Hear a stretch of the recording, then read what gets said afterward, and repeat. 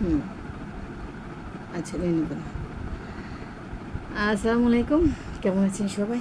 কাজ করছি, কাজের ফাঁকে মন চায় একটু বকবক করে কিছু বলি।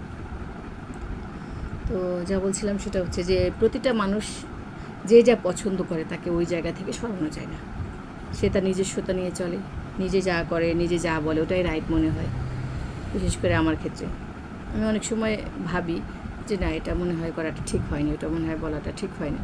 ওটা পরে তাৎক্ষণিকভাবে না, কে কীভাবে জানি না, অনেক কিছু ভাবি ভুল করেছি, অনেক কিছু ভাবি একদম রাইট ছিল, পারফেক্ট ছিল ওই সময় অনুযায়ী। ঠিক আছে, তো আমার জীবনের একটা অভিজ্ঞতা বলি, যেটা সবচেয়ে তিক্ত অভিজ্ঞতা পাচ্ছি। মানুষ নামের সাথে ধর্মের একটা মিল করে, মানে ধর্মীয় নাম যাদের, ইসলাম,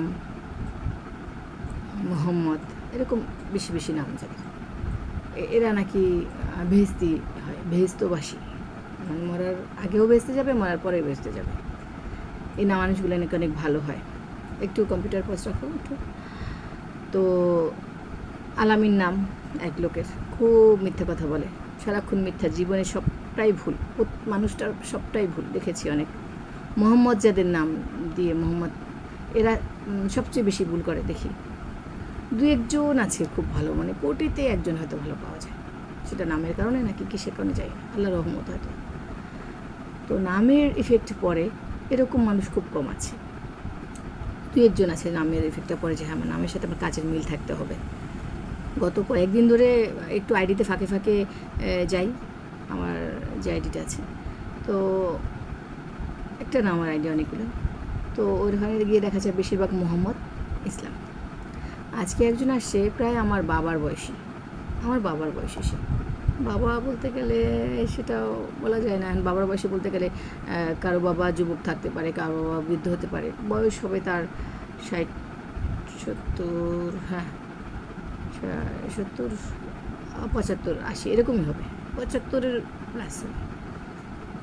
ভদ্রলোক এসে ফেসবুকে নক দিল, কল দিল, ডাইরেক্ট কল, একদম ডিরেক্ট কল দিয়েছে।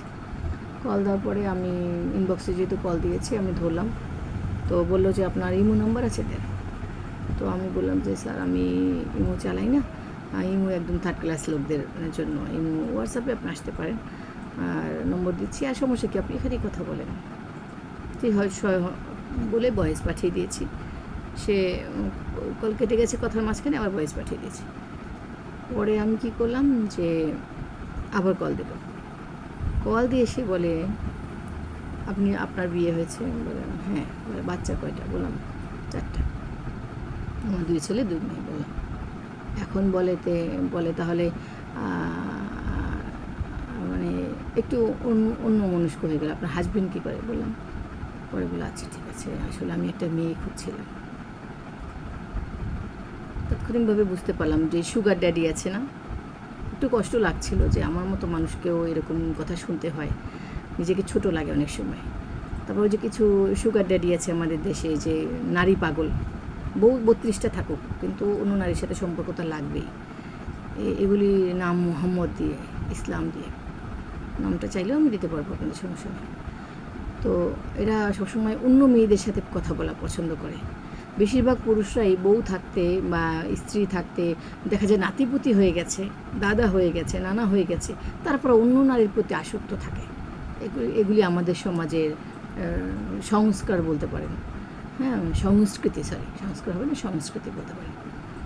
কারণ ইসলাম আমাদের, যারা ইসলাম প্রচার করে তারা বলেই দেয় যে মানে পুরুষের 7 খুন মাপ, পুরুষের যেহেতু 4টা বিয়ে করতে পারে, তাহলে সমস্যা কি, বউরে কোনো মানুষের সাথে কথা বলুক, লটারিতে লেগেও যেতে পারে, ওটাকে বিয়েও করতে পারে, সেটার সংসার ভাঙছে কিনা বা সেটার জীবন নষ্ট হচ্ছে কিনা সেটা দেখে না, সেটা বলে না।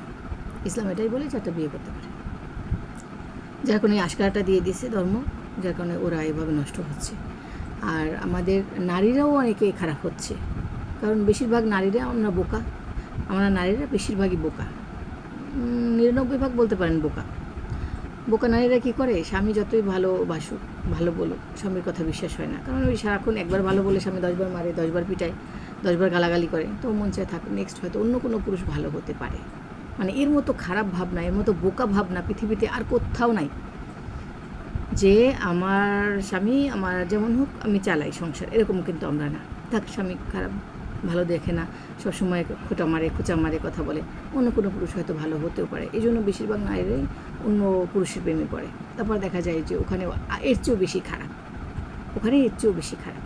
কিন্তু বেশিরভাগ গ্রামের নারীরা বেশিরভাগই যারা হোয়াটসঅ্যাপ নাই, মোবাইল নাই, তারা বেশিরভাগ সংসারটাকে ধরে রাখার চেষ্টা করে। যখন টাচ মোবাইলটা হাতে পায় তখন অতিরিক্ত মেয়েরাই নষ্ট হয়ে যায়, খারাপ পথে চলে যায়। ঠিক আছে, আবার কল। তো যাই হোক, আজকের ভিডিও এখানেই। আল্লাহ হাফেজ। পরে কথা হবে, ভিডিও কল।